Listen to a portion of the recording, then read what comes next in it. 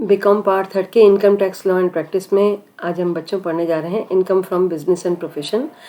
इसके अपन ने पार्ट 2 तक देख लिए हैं, पार्ट 3 आज हम देख रहे हैं। बिजनेस एंड प्रोफेशन की इनकम टैक्स में कैसे ली जाए ये हमने दो वाले पहले वाले पार्ट्स में देखा, क्योंकि अलाउड एक्सपेंसेस कौन से हैं, डिसअलाउड एक्सपेंसेस कौन से हैं, अलाउड इनकम्स कौन सी हैं, डिसअलाउड इनकम्स कौन सी हैं, वो इनकम टैक्स लॉ जो मेंशन करता है उसी को देखते हुए हमें जो है नए सिरे से हमारे जो प्रॉफिट का बिजनेस का प्रॉफिट है उसको रिवाइज करके as per income tax law हमें करना है।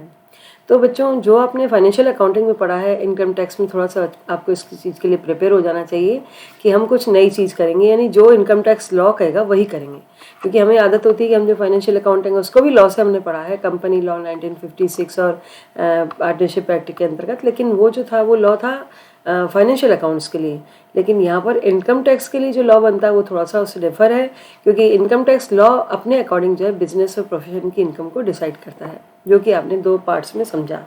पार्ट थर्ड में हम देखने जा रहे हैं कि कंपनी अपने ये जो है बुक्स जो होते हैं, मेंटेनेंस ऑफ बुक्स, किसी भी व्यक्ति की जिसकी कि बिजनेस या प्रोफेशन से इनकम है, वो अपनी इनकम को कैसे शो करेगा, तो उसको कौन कौन सी बुक्स जो है मेंटेन करनी होंगी। क्योंकि बच्चों ये चीज़ें आपके लिए प्रैक्टिकली भी आपको हेल्पफुल होंगी, जहाँ पर आप अगर अपना बिजनेस स्टार्ट करते हैं तो वहाँ किस प्रकार से कौन कौन सी बुक्स जो हैं अलग अलग प्रोफेशनल्स के द्वारा और कितनी लिमिट्स पर जो है उनको ये इनकम अपनी शो करनी होती है, ये हम इस आज में देखेंगे। इस वाले पार्ट 3 में हम देखने जा रहे हैं। तो maintenance of books of accounts देख रहे हैं आज हम। By professionals every person who is in the following profession. नीचे मैंने कुछ प्रोफेशंस बताए हैं, इन प्रोफेशंस में अगर कोई व्यक्ति काम कर रहा है तो उसको जो है इन द बुक्स कंपल्सरीली उसकी अगर income gross receipt from such profession, gross receipt मतलब सकल रिसिप्ट प्राप्तियाँ कितनी हुई हैं, तो उसे ग्रॉस रिसिप्ट अगर 1.5 लाख रुपए से ज़्यादा होती हैं in any of the 3 years immediately preceding the previous year. अपना जो प्रीवियस ईयर होता है अपना, उससे पिछले जो है 3 सालों में जो भी उसकी इनकम रही हो 1.5 लाख से अगर ज़्यादा होती तो उसको जो है ये बुक्स जो है अकाउंट्स मेंटेन करने जरूरी होंगे, ठीक है। या लाइकली टू बी 1.5 लाख, अगर उसको लगता है मेरी 1.5 लाख से ज़्यादा इनकम हो जाएगी तो उसको बुक्स रखनी चाहिए, क्योंकि 1.5 लाख तक तो ठीक है बिना बुक्स के वो चल जाएगा, लेकिन अगर उससे ज़्यादा है तो उसे बुक्स रखनी चाहिए, क्योंकि उस पर टैक्सेबल हो जाएगी उसकी इनकम।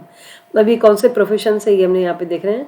प्रोफेशन ऑफ लॉ, कानून वाला व्यक्ति जो अगर कोई करता है, लॉयर है उसको अपनी बुक्स मेंटेन करनी होगी, मेडिसिन डॉक्टर है उसको मेंटेन करनी होंगी बुक्स, इंजीनियर है, आर्किटेक्चर है, अकाउंटेंसी का बिजनेस है उसका, टेक्निकल कंसल्टेंसी का बिजनेस है, या इंटीरियर डेकोरेशन है, फिल्म आर्टिस्ट का है, तो ये सब जो है कंपनी सेक्रेटरी का है, और profession of information and technology का है, तो ये सब इनमें सब में जो है उसको जो है अपनी बुक्स मेंटेन करनी जरूरी होंगी। तो following records must be maintain by the above professionals. उनको कौन कौन सी बुक्स रखनी पड़ेंगी बच्चों? कैश बुक मेंटेन करनी पड़ेगी, journal if the accounts are maintained as पर mercantile system.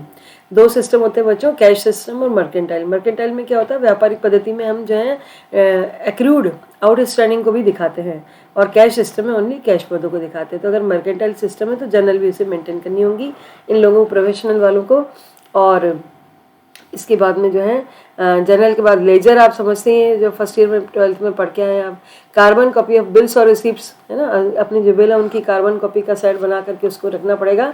Where some exceeds ₹25 रुपये से ज़्यादा के बिल हैं तो उनको जो है रिकॉर्ड बना करके सीरियल वाइज रख के उनको बिलों को भी आपको सही बना करके रखना होगा। All bills and receipts and vouchers in respect of payment of expenditures, है ना, सारे बिल्स और वाउचर्स को जो है आप जो भी आपने पेमेंट किया उनको बना करके सेट बना करके रखिए आप। The above books of accounts and document should be kept at least for 6 years from the end of the relevant assessment year, है ना। तो इनको जो है 6 साल तक के लिए इसको रिकॉर्ड को मेंटेन करना जरूरी होगा, ठीक है। तो ये सब करना होगा। और एक्सप्लेनेशन में हम इसकी वापस से कुछ एक्सप्लेनेशन देख रहे हैं कि इनको प्रोफेशनल एसएससीज के अलग अलग लिमिट्स और डिसाइड की गई हैं। जैसे क्या होता है 44 ADA जो इसका सेक्शन इनकम टैक्स का IT सेक्शन, उसमें ये कहा गया कि अगर कोई प्रोफेशंस जिनकी इनकम जो स्मॉल प्रोफेशनल है, छोटे प्रोफेशनल हैं, तो उनको भी बुक्स को मेंटेन करना होगा। अगर उन्होंने अपनी इनकम जो है if he declares his income for any previous year at a percentage lower than specified under section 44 ADA and his total income exceeds the basic exemption limit for the relevant previous year, उनको अपनी books को जो है maintain करना होगा और अपने जो इनकम को शो करना होगा।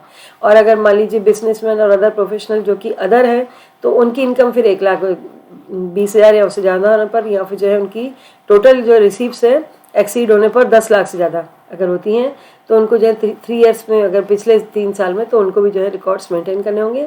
और 1/4/17 से फिर एक नया रूल बच्चों बनाया गया है कि ऑल इंडिविजुअल्स एंड एचयूएफ समझते हैं आप, हिंदू अनडिवाइडेड फैमिली, हिंदू अविभाजित परिवार, इनकी अगर टोटल इनकम जो है 2.5 लाख रुपए से ज़्यादा होती है या फिर ग्रॉस सेल्स ज़्यादा होती है, ग्रॉस रिसीप्ट जो है इनकी टर्नओवर 25 लाख से एक्सीड करता है, तो उनको भी प्रॉपर बुक्स और अकाउंट्स मेंटेन करने जरूरी होंगे। और कौन सी बुक्स होंगी, वापस वही रिपीटेशन है, वही सेम बुक्स जो इनको भी मेंटेन करनी होंगी। और एक एक्सप्लेनेशन फॉर 44 AD का और दिया है कि अगर इनकम जो है किसी की एक्सेप्ट प्लाइंग, हायरिंग और लीजिंग गुड्स कैरेजेस से के अलावा अगर कोई इनकम होती है बिजनेस में, तो उनको भी जो है अपने जो है रिकॉर्ड्स मेंटेन करने होंगे। 44 AD के अंतर्गत फॉर 5 ईयर्स तक के रिकॉर्ड जो है उनको रखने होंगे। तो by other persons not cover under above mention categories are advise to maintain at least a cash book and ledger in order to avoid arbitrary estimate of the income by the assessing officer under section 144। इसमें ये बताया गया कि मान लीजिए किसी की जो है बुक्स जो है पर्सन्स जो इन कैटेगरीज में नहीं आते हैं, और उनको कम से कम एक कैश बुक तो रखनी चाहिए बच्चों, है ना, जो मतलब छोटी इनकम वाले हैं उनको भी अपनी एक कैश बुक रखनी होगी, एक लेजर रखनी होगी, ताकि कभी भी कोई विवाद होता है, आर्बिट्ररी नहीं, कहीं पे भी कोई एस्टिमेट लगता है, विवाद होता है, तो उसमें वो अपनी इनकम को उसमें शो कर सकते हैं अंडर सेक्शन 144। धन्यवाद।